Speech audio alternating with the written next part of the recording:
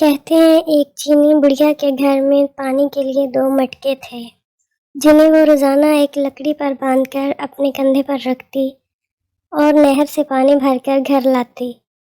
ان 2 مٹکوں میں سے ایک تو ٹھیک تھا مگر دوسرا کچھ ٹوٹا ہوا۔ ہر بار ایسا ہوتا کہ جب یہ بڑھیا نہر سے پانی لے کر گھر پہنچتی تو ٹوٹے ہوئے مٹکے کا آدھا پانی راستے میں ہی بہہ چکا ہوتا، جبکہ دوسرا مٹکا پورا بھرا ہوا گھر پہنچتا۔ ثابت مٹکا اپنی کارکردگی سے بالکل مطمئن تھا تو ٹوٹا ہوا بالکل ہی مایوس،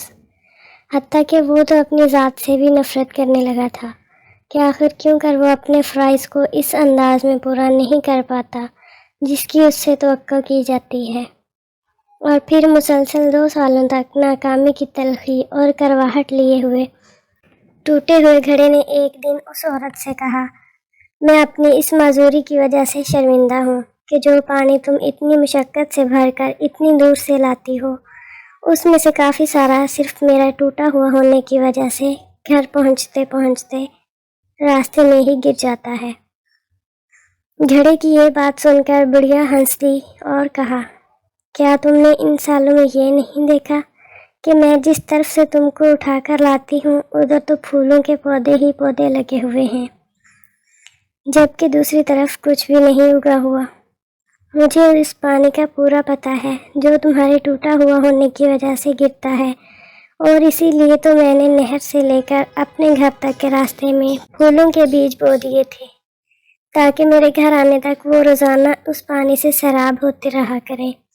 ان 2 سالوں میں میں نے کئی بار ان پھولوں سے خوبصورت گلدستے بنا کر اپنے گھر کو سجایا اور مہکایا۔ اگر تم میرے پاس نہ ہوتے تو میں اس بہار کو دیکھ ہی نہ پاتی جو تمہارے دم سے مجھے نظر آتی ہے۔ یاد رکھیے کہ ہم سے ہر شخص میں کوئی نہ کوئی خامی ہے، لیکن ہماری یہی خامیاں، معذوریاں اور ایسا ٹوٹا ہوا ہونا ایک دوسرے کے لیے عجیب اور پرتاثیر قسم کے تعلقات بناتا ہے۔ ہم پر واجب ہے کہ ہم ایک دوسرے کو ان کی خامیوں کے ساتھ ہی قبول کریں۔ ہمیں ایک دوسرے کی ان خوبیوں کو اجاگر کرنا ہے جو اپنی خامیوں اور معذوریوں کی خجالت کے بوجھ میں دب کر دکھا نہیں پاتے۔ معذور بھی معاشرے کا حصہ ہوتے ہیں اور اپنی معذوری کے ساتھ ہی اس معاشرے کے لیے مفید کردار ادا کر سکتے ہیں۔ جی ہاں، ہم سب میں کوئی نہ کوئی عیب ہے، پھر کیوں نہ ہم اپنے ان عیبوں کے ساتھ ایک دوسرے کی خامیوں اور خوبیوں کو ملا کر اپنی اپنی زندگیوں سے بھرپور لطف اٹھائیں۔